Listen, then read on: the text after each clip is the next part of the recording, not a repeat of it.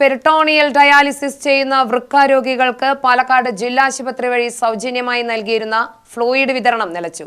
കാരുണ്യ ഫാർമസികളിൽ നിന്ന് കാരുണ്യ ഇൻഷുറൻസ് ഉപയോഗിച്ച് വാങ്ങുന്ന ഫ്ലൂയിഡ് ബാഗിന്റെ എണ്ണം വെട്ടിക്കുറയ്ക്കുകയും ചെയ്തതോടെ രോഗികൾ പെരുവഴിയിലായി. പുറത്തുനിന്ന് വാങ്ങുകയാണെങ്കിൽ 20,000 മുതൽ 30,000 രൂപ വരെ മാസം ചെലവ് വരും. പാലക്കാട് ജില്ലാ ആശുപത്രിയിൽ നിന്നും മാത്രം 69 രോഗികൾക്കാണ് ഫ്ലൂയിഡ് നൽകിയിരുന്നത്. നേരത്തെ 1 മാസത്തേക്കുള്ള മുഴുവൻ ഫ്ലൂയിഡും കാരുണ്യ ഫാർമസികളിൽ നിന്ന് ലഭ്യമായിരുന്നു.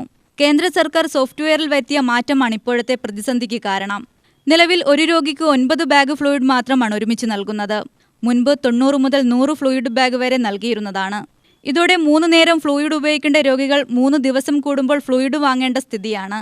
മാസത്തിൽ 10-ൽ കൂടുതൽ തവണ രോഗികൾ ആശുപത്രിയിലെത്തണം. ബസ്സിൽ യാത്ര ചെയ്യാനാവാത്തവരാണ് ഇവരിൽ മിക്കവരും. ഇവർക്ക് ആശുപത്രിയിലെത്താൻ മാത്രം മാസം ഭീമമായ ചിലവ് വരും. ഹീമോ, പെരിട്ടോണിയൽ എന്നിങ്ങനെ 2 തരം ഡയാലിസിസുകളാണുള്ളത്. ഡയാലിസിസ് മെഷീനിലൂടെ രക്തം കടത്തിവിട്ട് ശുചീകരിക്കുന്ന പ്രക്രിയയാണ് ഹീമോ. എന്നാൽ രോഗിയുടെ ഉദരത്തിൽ സുഷിരമുണ്ടാക്കി അതിലൂടെ കത്തീറ്റർ കടത്തി ഉദരത്തിനുള്ളിൽ പെരിറ്റോണിയൽ ഡയാലിസിസ് ദ്രാവകം നിറയ്ക്കുന്നതാണ് പെരിട്ടോണിയൽ.